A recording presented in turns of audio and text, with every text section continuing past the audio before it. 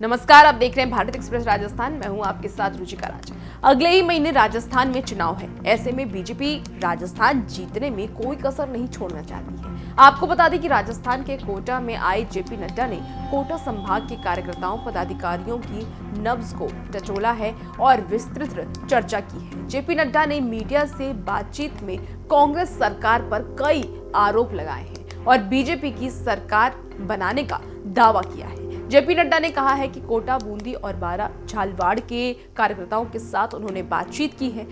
उन्होंने कहा है कि पदाधिकारियों से विस्तृत चर्चा की गई है। नड्डा ने यह भी कहा है कि वीर भूमि पर आने का मौका मिला। जो जोश कार्यकर्ताओं में है उसे देखकर लगता है कि बीजेपी के प्रति जनता ने मन बना लिया है। साथ ही ये भी कहा है कि जनता ने संकल्प कर लिया है कि वो कांग्रेस की भ्रष्टाचारी सरकार को उखाड़ फेंकने का काम करेगी। जनता ने मन बना लिया है कि वो इस बार बीजेपी को ही आशीर्वाद देगी। नड्डा ने यह भी कहा है कि राजस्थान की जनता ठगा हुआ महसूस करती है। महिला उत्पीड़न, किसानों के साथ धोखा, युवाओं के साथ धोखा, भ्रष्टाचार में डूबी कांग्रेस सरकार को उखाड़ फेंकने का मन जनता ने बना लिया है। साथ ही जेपी नड्डा ने यह भी कहा है कि राजस्थान में 17 रेप प्रतिदिन हो रहे हैं। 22% अकेले राजस्थान में रेप की घटनाएं हो रही हैं। 15,000 माइनर रेप की घटनाएं हो रही हैं। वहीं ये आंकड़े क्राइम ब्यूरो रिपोर्ट के आंकड़े हैं। आंकड़े बताते हैं कि राजस्थान क्राइम में नंबर 1 पर आ चुका है।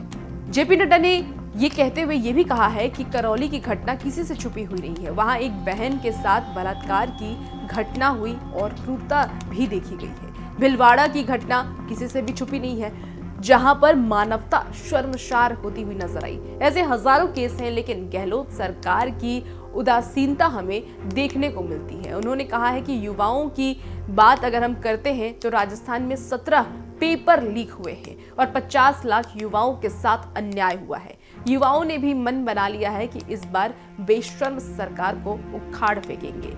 साथ ही उन्होंने किसानों के बारे में भी कहा है कि राजस्थान में 19,000 से ज्यादा किसानों की भूमि नीलाम हो चुकी है, साथ ही कुर्क हो चुकी है। और राहुल गांधी ने राजस्थान में आते समय ही ये कहा था कि किसानों का कर्ज माफ हो जाएगा, लेकिन इस बार किस उद्देश्य से, और वह भी कांग्रेस सरकार की सबक सिखाने के लिए तैयार है। और साथ ही जेपी नड्डा ने भ्रष्टाचार में लिप्त सरकार पर हमला बोलते हुए कहा है कि लाल डायरी में बेशर्मी की कृत्य पूरी विख्यात की गई है। उन्होंने कहा है कि कोटा में दुख के साथ ये कहना पड़ता है कि यहाँ का एक मंत्री ये कहता है कि राजस्थान मर्दों का प्रदेश है।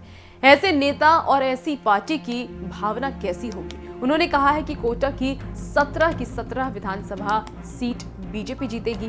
बीजेपी के राष्ट्रीय अध्यक्ष जेपी नड्डा के बयान पर राजस्थान सरकार के मंत्री प्रताप सिंह ने कहा है कि बीजेपी के राष्ट्रीय अध्यक्ष के पास कांग्रेस पर आरोप लगाने के अलावा कुछ भी नहीं है। राष्ट्रीय अध्यक्ष को बताना चाहिए कि बीजेपी को 9 साल से अधिक हो गए हैं। अच्छे दिनों का क्या हुआ? पेट्रोल डीजल ने महंगाई के सारे रिकॉर्ड तोड़ दिए हैं। जीएसटी ने क्या कर दिया?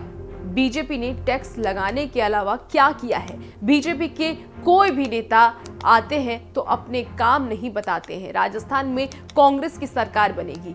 सवाल देश के लोकतंत्र का है। और भी ऐसी खबरों के लिए आप भारत एक्सप्रेस राजस्थान के साथ बने रहिए। नमस्कार।